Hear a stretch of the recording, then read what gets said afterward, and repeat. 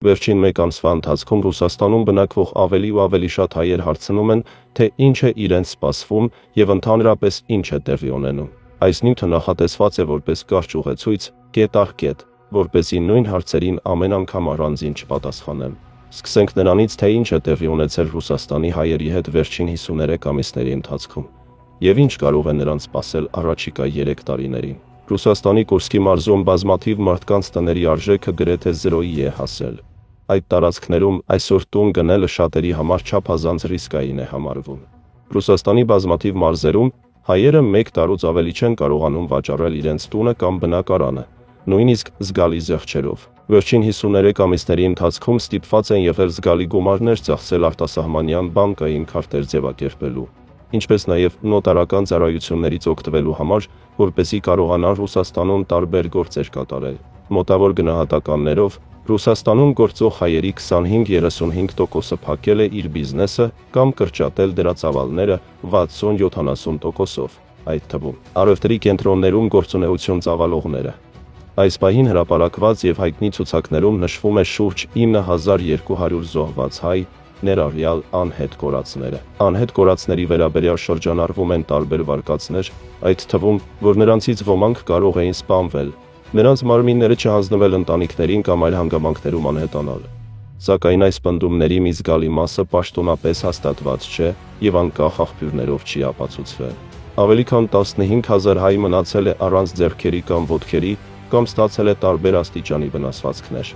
Ավելի քան 25000 հայ այժմ գտնվում է ռազմաճակատում, ժամկետային զինծառայողներ, պայմանագրայիններ, դատապարտյալներ։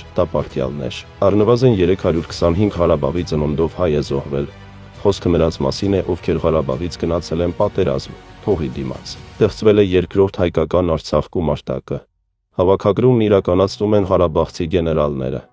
Այսպիսով 52-55 հազար հայկական ընտանիքում կա զոհված, վիրավոր, անհետ կորած կամ ռազմաճակատում գտնվող մարդ։ Սա պարզապես սարսափելի խայտառակություն է։ Մեր հայերը հսկայական գումարներ են կորցրել ռուբլու արժեզրկման պատճառով, մոտավորապես կորցնելով իրենց խնայողությունների 3.05 տոկոսը։ Շատ ապրանքներ գնում են գրեթե 2-3 անգամ ավելի թանկ։ Այժմ անցնենք հոդվածի երկրորդ մասին։ Ինչ է սպասվում Ռուսաստանի հայերին։ Հիշեցնեմ, որ պատերազմի առաջին օրվանից այն ամենը, ինչ գրել եմ, իրականացել է։ Նրանք, ովքեր ծիծաղում էին իմ կանխատեսումների վրա, կորցրել են որդիներին, գումարներն ու հանգստությունը։ Պատերազմի առաջին օրերին հնարավոր էր ռուբլին փոխանակել ներկայիսից գրեթե 3 անգամ ավելի բարձր փոխարժեքով։ Սակայն սա դեռ վերջը չէ։ Ռուբլին կշարունակի արժեզրկվել, ինչը նշանակում է, որ Ռուսաստանի հայերի խնայողություններն ու ավանդները նույնպես կշարունակեն արժեզրկվել։ Այժմ 1 ռուբլու դիմաց տալիս են 3, 2, 4, 5 դրամ, սակայն իմ կարծիքով կասկած չկա, որ մի քանի ամսից փոխարժեքը կկազմի 2, 5, 3, 5 դրամ։ Դրամը միայն կամրապնդվի, քանի որ մենք շատ ապրանքներ արդեն վաճառում ենք ոչ թե ռուբլով, այլ դոլարով, մեզ աջակցում են եվրոպական բանկերը։ Կա ամերիկյան ֆինանսական ներհոսք եւ շուտով, ըստ այս կանխատեսման, կգործի նաեւ առանց վիզայի ռեժիմը։ Հանկարժեք կլինեն եվրոն եւ դրամը, իսկ ռուբլին կփլուզվի։ Մինչև տարվա վերջ ևս մոտ 1200-1400 հայ կզոհվի, ամենուր թարմացումներում 10-ից 20 մարդ։ Ռուսաստանի հայերը կշարունակեն 1 միլիոն ռուբլու չափով կաշառք վճարել զինկոմիսարիատներին, որպեսզի որդին բանակ չգնա։ Շատ մարդիկ կզրկվեն աշխատանքից եւ ինչ-որ բան վաստակելու հնարավորությունից։